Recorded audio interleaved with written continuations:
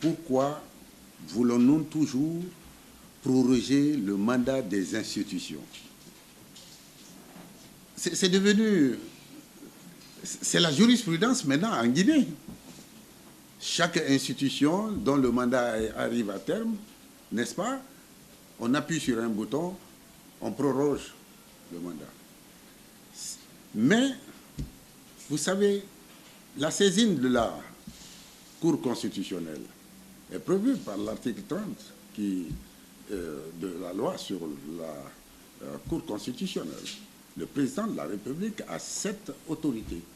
Mais, dans la situation des députés, la prorogation des mandats des députés, n'est-ce pas, c'est dans des circonstances particulièrement graves. C'est subordonné à une condition. La gravité particulière de la situation. Est-ce qu'aujourd'hui, sincèrement, nous vivons une situation particulièrement grave pour autoriser, n'est-ce pas, l'État à saisir la Cour constitutionnelle et proroger le mandat des députés? Parce que la condition de gravité particulière ne peut pas être expliquée par qui que ce soit. Et j'aimerais bien voir la décision de la Cour constitutionnelle. Dans quel sens elle est allée et comment elle a pu apprécier objectivement la gravité de la situation guinéenne. Est-ce que nous sommes dans une guerre civile? Est-ce que notre pays a été attaqué par un autre ou bien par des terroristes qui empêchent l'organisation à date fixe des élections?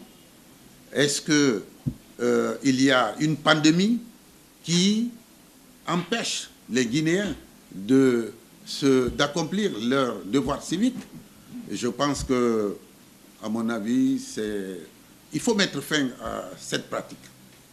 Et ça ne rassure pas la population, ça ne rassure pas les partenaires, ça ne rassure pas notre jeunesse, ça ne rassure pas nos femmes, le peuple de Guinée. Cette jeunesse, c'est un mauvais exemple qu'on leur donne. L'État doit prévoir les fonds nécessaires pour organiser les élections à date fixe. J'estime que nous avons des lois dans ce pays. Nous avons une constitution. Nous avons des lois et règlements. Il faut les respecter.